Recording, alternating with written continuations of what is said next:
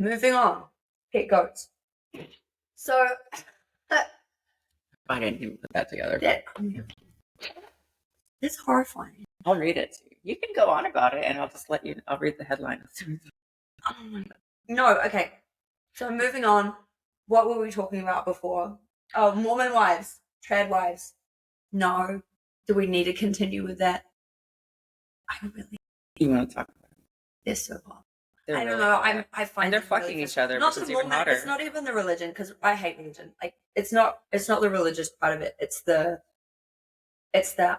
stay home and be taken care of and looking like a fucking Victoria's Secret model 24/7 and making fucking Fruit Loops from scratch because my kids say that they want them. It's like it's like so performative, and the whole this trying to sell a complete fantasy, which is what we do, right? They're selling a fantasy because by saying that they're stay-at-home wives that are being taken care of, that they're actually, what they're doing is fucking. That's not what it's talking about. Okay. No, what they're selling is a fantasy because they're selling this perfect life of they're a homemaker and they stay home and they got up like this and they did this and they did that. But the whole thing is bullshit because what they're doing is people are consuming this as it's entertainment and they're getting paid for that entertainment. So the TikTok wives, the secret wives and Mormon wives, all of those women, they're not stay-at-home wives. They have full-time fucking jobs. And their full-time fucking job is promoting a lifestyle. The patriarchal concept of a trad wife while making money. And it's like, baby girl, you've been so heavily brainwashed, and you're trying to brainwash other women. But if the other women do this, they're not going to have the life that you have. They're not going to have it. Their husband's not going to pay for them to have Botox. He's just going to get sick of her and fuck somebody else because that's the way dudes like that are. It's so amazing and such a it's so oxymoronic. Mm-hmm. Do you know what I mean? This whole I'm to promote something that is in its purest form and concept, totally fine. I have no issue whatsoever with anybody wanting to stay home and be taken care of and cook for their fucking family. 100%, nothing wrong with that if that is what you've chosen. Zero judgment. To be perfectly honest, a little bit jealous. But I will say, I've been in those relationships and it's very controlling. Right. And if you want to get out, the wrong person. You're fucked. No, 100%. And that's why independence and choices are important. And women having the rights to be able to make that decision for themselves is essential. And what they're trying to do basically is sell this fucking fantasy that it's so amazing when in reality it usually fucking isn't. And yet they've got their own independence financially, which is insane. It's fucking wild to me. It's I don't know. They're pimping. They're pimping trad wife shit. It's so bizarre. Speaking of pimps. Oh my god. I can't.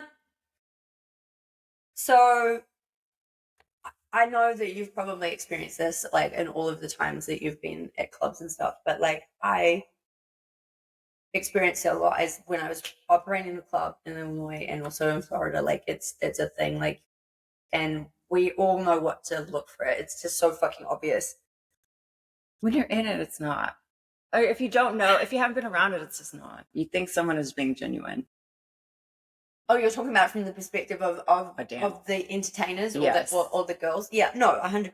I'm not blaming them at all. That's not what I'm saying. No, I'm talking about from a standpoint of a manager or somebody at the club that has to look out for shit like that. Mm-hmm.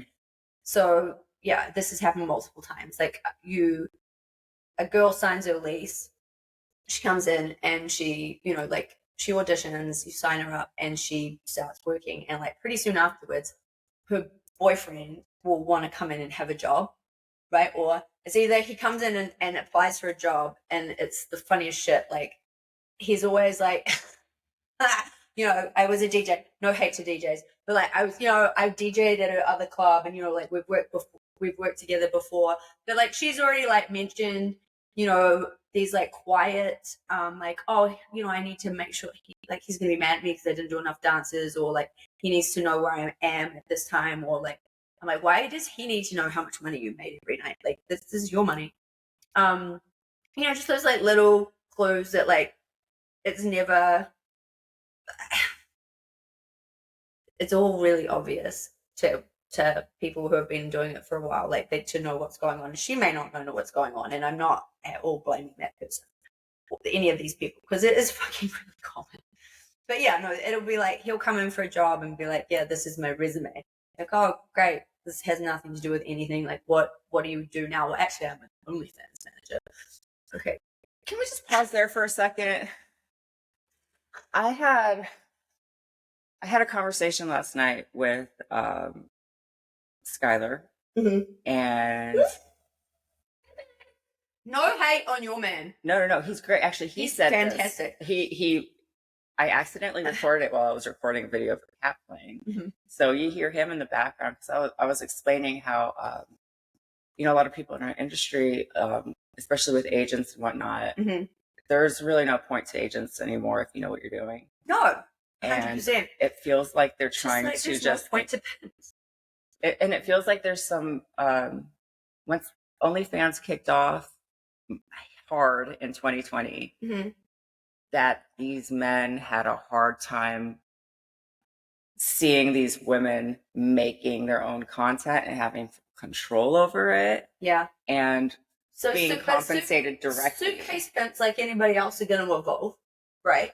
And so some of them have evolved into agents and into OnlyFans managers.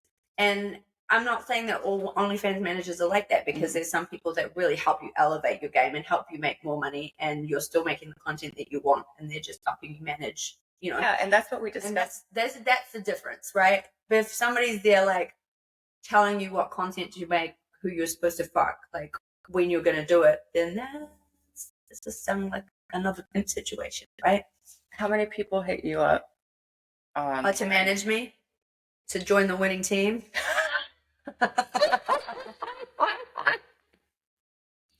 No, okay. If you ever hear this, yeah, join the winning team. Come on now.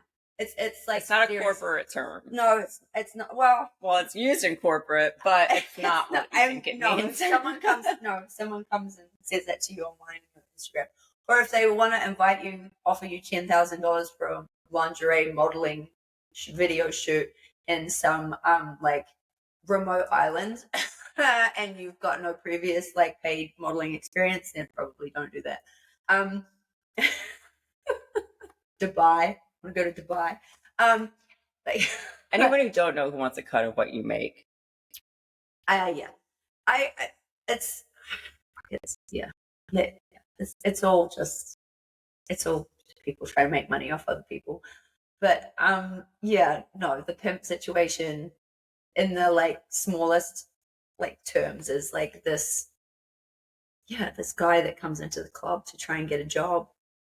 Full disclosure, it's always like that. Full disclosure, I'm I'm dating such and such, and but we can totally be professional about it.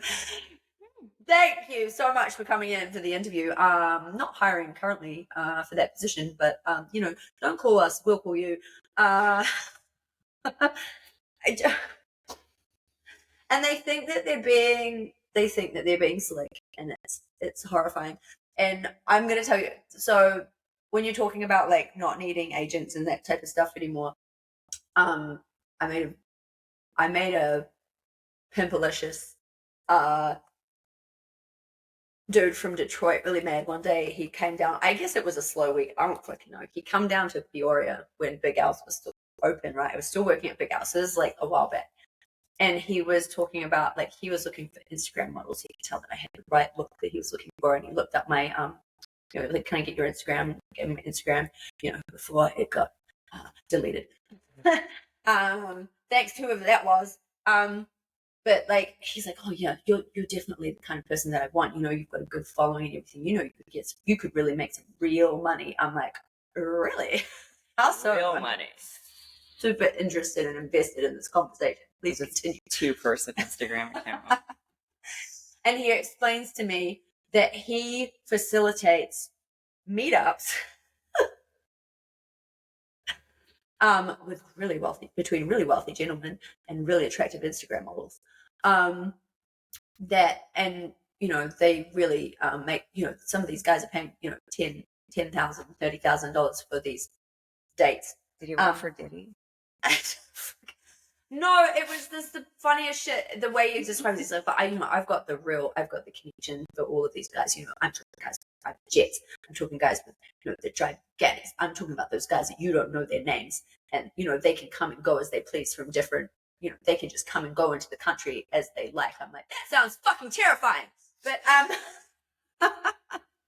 Would you like to be trafficked? Oh, I would love to do that. And I was like, but I let him give me the whole spiel about like these really wealthy men that he could connect me with. I'm like, okay. I mean, if that's something that I would want to do, then that's cool. But like you said, like, I already have an Instagram account.